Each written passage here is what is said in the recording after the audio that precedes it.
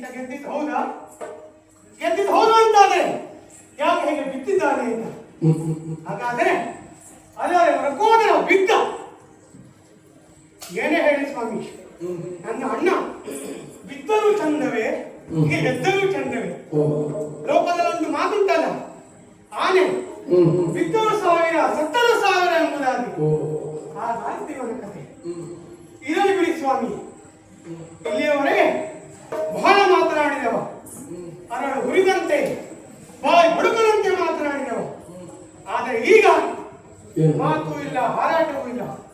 ಒಂದು ರೀತಿಯಲ್ಲಿ ಕಾಲು ಮುರಿದ ಕೋಣದಂತೆ ಬಿದ್ದಿದ್ದಾನಲ್ಲ.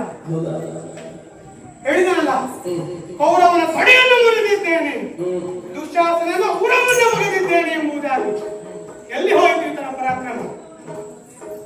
ಹೌದು, ಇದರ ಕೈಯಲ್ಲಿ ಬಂದಿದ್ದಲ್ಲ, ಎಲ್ಲಿ ಹೋಯಿತು ಅದು?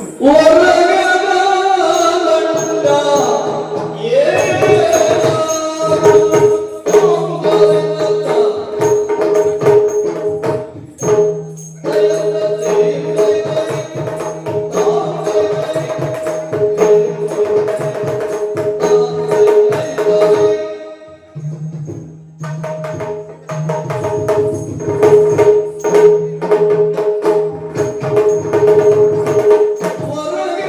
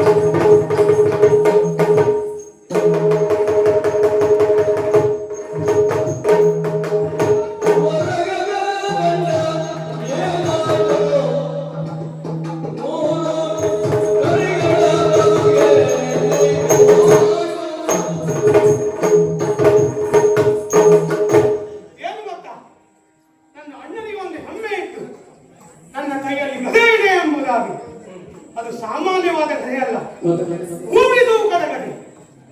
ಎಲ್ಲಿ ಹೋಯಿತು ಅದು ಈಗ? ನೆಲದಲ್ಲಿ ಬಿಟ್ಟು ಉರುಳಾಡ್ತಾ ಇದೆಯಲ್ಲ. ಇನ್ನು 100 ಆನೆಗಳ ಬಲ ತನ್ನಲ್ಲಿದೆ ಅಂತ ಹೇಳ್ತಾ ಇದ್ದ. ಎಲ್ಲಿ ಹೋಯಿತು ಆ ಬಲ? ಯಾಕೆ ಹೇಗೆ ಬಿಟ್ಟಿದ್ದಾನೆ? ನಾನು ಯಾಕೆ ಇವನನ್ನು ಬಿಟ್ಟೆ ಗೊತ್ತಾ? ನನ್ನ ಅಗ್ರಜ ಎನ್ನುವ ಕಾರಣಕ್ಕಾಗಿ ಮಾತ್ರ. ಇಲ್ಲದೆ ಹೋದರೆ ಯಾವಾಗ ಇನ್ನೊಬ್ಬರಿಗೆ ಸೇರ್ತಾ ಇದ್ದ. ಇವತ್ತೇನೋ ಬ್ರಾಹ್ಮಣಗಳಲ್ಲಿ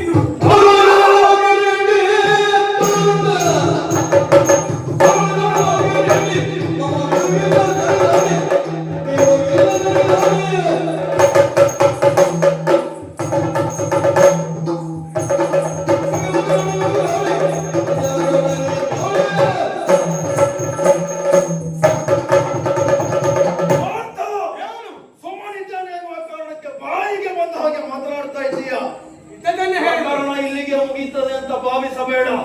ನಿನ್ನ ದುರಹಂಕಾರಕ್ಕೆ ಮದ್ದವರಿರುವುದು ಹೇಗೆ? ಈ ಕ್ಷಣಕ್ಕೆ ನಾನು ಸೋತಿರಬಹುದು, ಆದರೆ ನಿನಗೆ ಏನು ಮಾಡಬೇಕು ಎನ್ನುವುದನ್ನ ಸರಿಯಾಗಿ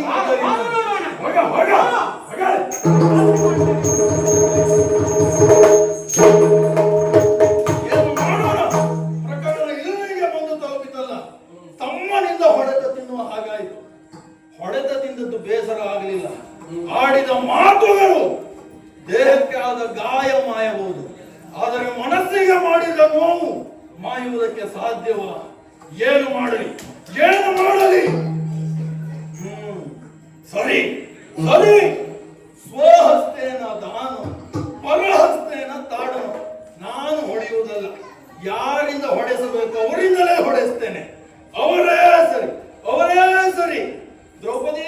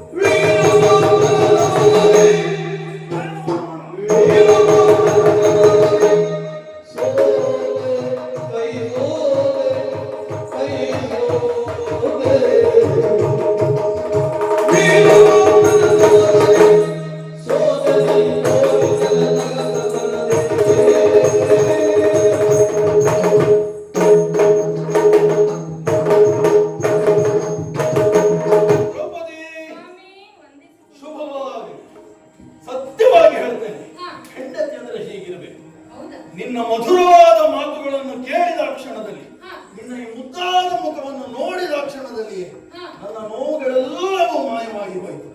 ಗಂಡನಿಗೆ ಅದೆಷ್ಟೇ ಬೇಸರ ಇರಲಿ, ಅದೆಷ್ಟೇ ದುಃಖ ಇರಲಿ, ಹೆಂಡತಿ ಒಬ್ಬಳು ಹೀಗಿದ್ದಾಳೆ ಅಂತಾದ್ರೆ ಆ ಬೇಸರ ದೂರ ಆಗುವುದರಲ್ಲಿ ಯಾವುದೇ ಸಂದೇಹ ಇಲ್ಲ, ಯಾವುದೇ ಸಂದೇಹ ಇಲ್ಲ. ಸ್ವಲ್ಪ ಬನ್ನಿ. ನನಗೆ ಒಂದು ಸಂದೇಹ ಬರುತ್ತೆ. ಏನು ಸಂದೇಹ? ನನ್ನನ್ನು ತುಂಬಾ ಹೊಗಳುತ್ತಾ ಇದ್ದೀರಲ್ಲ. ಹೌದಪ್ಪ. ಗಂಡ ಹೆಂಡತಿಯನ್ನು ಬಹಳವಾಗಿ ಹೊಗಳುತ್ತಿದ್ದರೆ ಹೆಂಡತಿಯಿಂದ ಏನೋ ಕೆಲಸ ಆಗಬೇಕೆಂದು ಅರ್ಥ. ಅಂದ್ರೆ ನಿನ್ನನ್ನು ಹೊಗಳ್ತಾ ಇದ್ದೇನೆ ಅಂತಾದ್ರೆ ನಿನ್ನಿಂದ ಕೆಲಸ ಏನೋ ಆಗಬೇಕೆಂದು. ಕೇವಲ ನಿನ್ನಿಂದ ಕೆಲಸ ಆಗುತ್ತಿದ್ರೆ ಮಾತ್ರ ನಾನು ಹೊಗಳುವುದ? ಹಾಗಲ್ಲ ಸ್ವಾಮಿ, ವಿನೋದಕ್ಕೆ ಹೇಳಿದ್ದು ನಾನು. ನನ್ನಿಂದ ಏನಾಗಬೇಕು, ಯಾಕಾಗಿ ಕರೆದಿರಿ? ನಿನ್ನಿಂದ ಕೆಲಸ ಆಗಬೇಕಾಗತ್ತುಂಟು, ಅದಿಲ್ಲ ಅಂತ ನಾನು ಹೇಳುವುದಿಲ್ಲ. ಹಾಗಂತ ನಿನ್ನನ್ನು ಹೊಗಳುವುದಕ್ಕೆ ಉದ್ದೇಶ ಕೆಲಸ ಮಾಡಿಸಿಕೊಳ್ಳುವುದಲ್ಲ. ಸರಿ, ನೋಡಿದ್ದೇನೆ, ನೋಡಿದ್ದೇನೆ, ನನ್ನ ಪರಿಸ್ಥಿತಿಯನ್ನು ಸರಿಯಾಗಿ ನೋಡಿದ್ದೇನೆ. ಯಾಕೆ ಸ್ವಾಮಿ ತುಂಬಾ ಬಸವಳಿದ ಹಾಗೆ? ಆಯಾಸದಿಂದ ಬಸವಳಿದು ಸೋತು ನಿನ್ನಲ್ಲಿಗೆ ಬಂದಿದ್ದೇನೆ. ಅಷ್ಟು ಕೆಲಸವ ಸ್ವಾಮಿ? ಕೆಲಸದಿಂದ ಅಲ್ಲವೇ, ಹೋರಾಟದಲ್ಲಿ ಸೋತಿದೆ. ಹೋರಾಟ? ಯಾರ್ಯಾರೋ ನನ್ನ ಎದುರಿನಲ್ಲಿ ಹೋರಾಟಕ್ಕೆ ಬಂದಿದ್ದರೆ ಭೀಮಸೇನ ಪ್ರತಿಕ್ರಿಯಿಸುವ ರೀತಿಯೇ ಬೇರೆ. ಯಾರ್ಯಾರೋ ಬಂದಿದ್ದಲ್ಲ, ನಮ್ಮವರಿಂದಲೇ ನಮಗೆ ಸಮಸ್ಯೆ ಬಂದಿದ್ದು. ಹೌದು, ನೋಡಲು ಓಲಿ ಅನತಿ ದೂರದಲ್ಲಿ ದುರಹಂಕಾರಿ ದುಷ್ಟ ನೋಡೋಣ. ದುರಹಂಕಾರದ ನಗೆಯನ್ನು ಆಡುತ್ತಾ ಗೆದ್ದೇನಂತ ಬೀಗುತ್ತಾ ಕೂತಿದ್ದಾನೆ. ಪಾಪಿ, ಅವನ ಹೆಸರು ನನ್ನ ಬಾಯಲ್ಲಿ ಹೇಳಿಸಬೇಡ, ಅವನ ಹೆಸರು ನನ್ನ ಬಾಯಲ್ಲಿ ಹೇಳಿಸಬೇಡ. ಏನು ಮಾಡೋಣ, ಅವನೊಂದಿಗೆ ಆತನೊಂದಿಗೆ ಯುದ್ಧ ಮಾಡಿ ಯುದ್ಧದಲ್ಲಿ ಸೋತಿದ್ದೇನೆ. ನನ್ನ ಸೋಲಿಗೆ ಪ್ರತೀಕಾರ ನೀನಾಗಬೇಕು. ನೀನು ಆತನೊಂದಿಗೆ ಹೋರಾಟ ಮಾಡಿ